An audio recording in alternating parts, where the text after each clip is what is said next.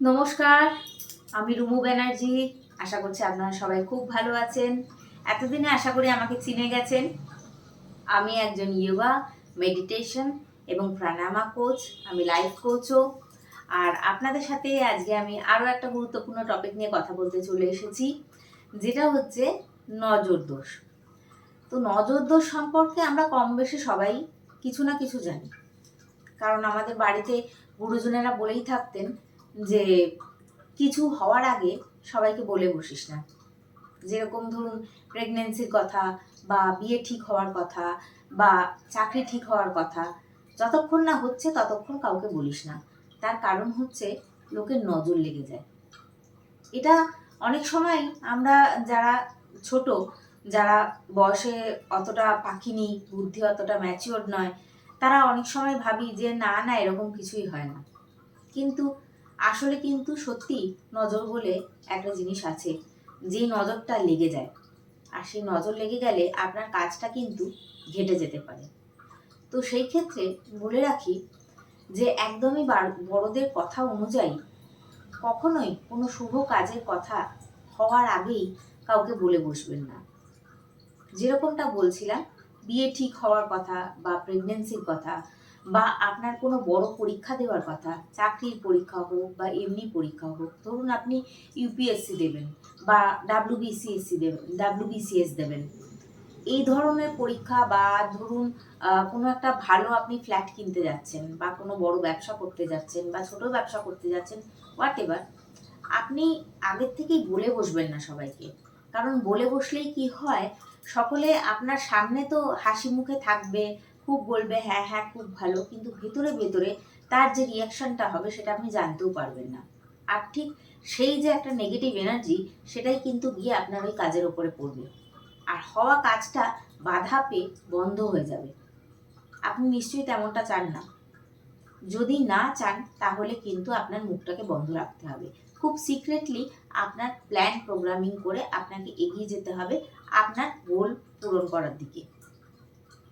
এটা কিন্তু সবসময় খেয়াল রাখবেন যে যারা আমাদের সাথে হাসি মুখে কথা বলে, তাদের ভেতরটাও যে আমাদের জন্য খুব হাসি খুশি, ভালোটাই চাইছে আমাদের জন্য, এমনটা কিন্তু নয়।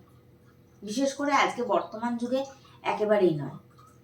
কারণ নেগেটিভ এনার্জি কিন্তু এত চতুর্দিকে ঘুরে বেড়াচ্ছে, প্রায় এর কবলে সবাই রয়েছে।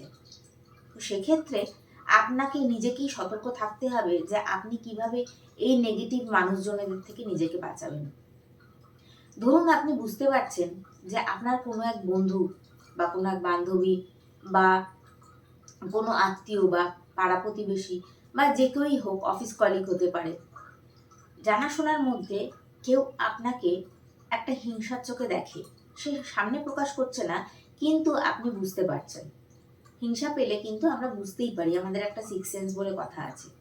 তো সেই সিক্স সেন্স দিয়ে আমরা যখন বুঝতে পেরে যাই, সেই ক্ষেত্রে আপনি কি করবেন, তার থেকে দূরত্ব বজায় রাখবেন। কিভাবে দূরত্ব বজায় রাখবেন? যদি আপনার পক্ষে সম্ভব হয় তার সাথে সম্পর্ক রাখার কোনো দরকার নেই। আর যদি সেটা সম্ভব না হয়ে থাকে, তাহলে আপনি সম্পর্ক রাখুন, তবে তার সাথে হুম হ্যাঁ হ্যালো হাই এই সম্পর্কটুকু, তার বেশি কিছু নয়। না আপনি এত বেশি কথা বলবেন তার সাথে, আর না তার এত কথা আপনার শোনার দরকার আছে। কারণ এতে নেগেটিভ এনার্জির আদান প্রদান হয়ে যাবে, সেটার কোনো দরকার নেই। আর পারলে একেবারেই সম্পর্ক চুকিয়ে দিন। যাকে আপনার দরকার নেই তার সাথে সম্পর্ক রাখারও কোনো দরকার নেই। এটা হয়তো শুনতে খুব একটা খুব একটা কি বলবো, রুড লাগছে, খুব খারাপ লাগছে শুনতে, কিন্তু এটাই বাস্তব। যদি আপনাকে সঠিকভাবে বাঁচতে হয়, নিজের পজিটিভ এনার্জি, নিজের অরাটাকে প্রোটেক্ট করতে হয়, তাহলে কিন্তু আপনাকে এটাই করতে হবে। আর ধরুন এমন কারোর সাথে আপনার এরকম সম্পর্ক যে আপনাকে হিংসার চোখে দেখছে বা ভালো চাইছে না, সেটা আপনার ফ্যামিলি মেম্বার হতে পারে, একেবারে ক্লোজ কেউ হতে পারে, সেক্ষেত্রে আপনি কি করবেন? সেক্ষেত্রে আপনি সম্পর্ক তো ত্যাগ করতে পারবেন না।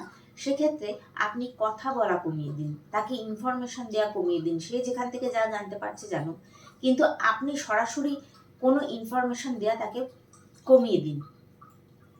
এবং করুন কি, একটু মেডিটেশনে বসুন। যখন মেডিটেশনে বসবেন তখন সেই মানুষটাকে এই থার্ড আইতে দেখুন। তার থার্ড আইতে আপনি আপনার থার্ড আই দিয়ে একটা পজিটিভ এনার্জি পাঠান।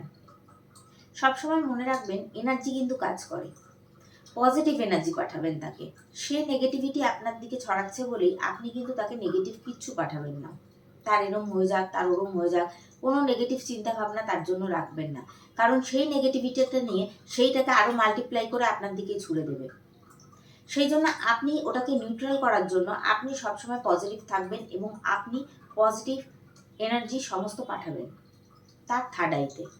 তাকে আপনি মেডিটেশনে বসলেন, শান্ত হয়ে নিজেকে কাম ডাউন করলেন, কাম ডাউন করে বেশ খানিকক্ষণ মেডিটেশন করলেন, অন্তত পক্ষে 10 থেকে 15 মিনিট। তারপরে তাকে সামনে ভাবলেন, ভেবে তার থার্ড আইতে পজিটিভ এনার্জি, যে তুমি খুব ভালো আছো, তুমি হিলড, তুমি হ্যাপি, তুমি প্রোটেক্টেড, তুমি সাকসেসফুল, তুমি লাভড, এভাবে তার থার্ড আইতে আপনি পজিটিভ এনার্জিটা পাঠাবেন। ধীরে ধীরে দেখতে পাবেন আস্তে আস্তে সেই লোকটা আপনার দিকে ঘুরতে শুরু করেছে। আর যদি সে ঘুরতে না পারে তাহলে তাকে ইউনিভার্সই আপনার লাইফ থেকে বাদ দিয়ে দেবে, আপনার জীবনে আর তাকে রাখবে না। আর যাদের সাথে কোনো দরকার নেই এই এনার্জি এক্সচেঞ্জের, তাদেরকে সম্পূর্ণ ছেটে ফেলুন। না তো তাদের নেগেটিভ এনার্জি, না তো তাদের পজিটিভ এনার্জি, কিছুই পাঠানোর দরকার নেই। সম্পূর্ণ তাদেরকে ছেটে ফেলুন নিজের লাইফ থেকে। এভাবেই আপনি জীবনে এগোতে পারবেন। নিজের প্ল্যানে ফোকাস করুন, নিজের গোলে ফোকাস করুন। কে কি বললো, কে কি ভাবলো, এত কিছু নিয়ে ভাবলে পরে আপনার জায়গা থেকে আপনি সরে যাবেন।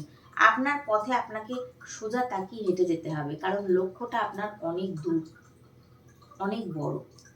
সেখানে আপনাকে পৌঁছতেই হবে, সেটার সাথে কোনো কম্প্রোমাইজ করা যাবে না। সেটার জন্য নিজের শক্তিকে নিজের কাছে ধরে রাখতে হবে, আর তার জন্যই এই ব্যবস্থা। আশা করি বুঝতে পারলেন সমস্তটা। তো এই ভিডিওটা এতটাই থাক, আবার সামনের দিনে নতুন ভিডিওর সাথে আপনাদের সাথে দেখা হচ্ছে। খুব খুব খুব ভালো থাকবেন, নিজের লক্ষ্যে এগিয়ে চলুন, আমি সঙ্গে আছি। আর আপনাদের সাথে অবশ্যই ইউনিভার্স আছে। যদি এই ভিডিওটা ভালো লাগে তো লাইক, শেয়ার অ্যান্ড সাবস্ক্রাইব করে দেবেন, আর একটা কমেন্ট করতে ভুলবেন না। Tata, bye bye.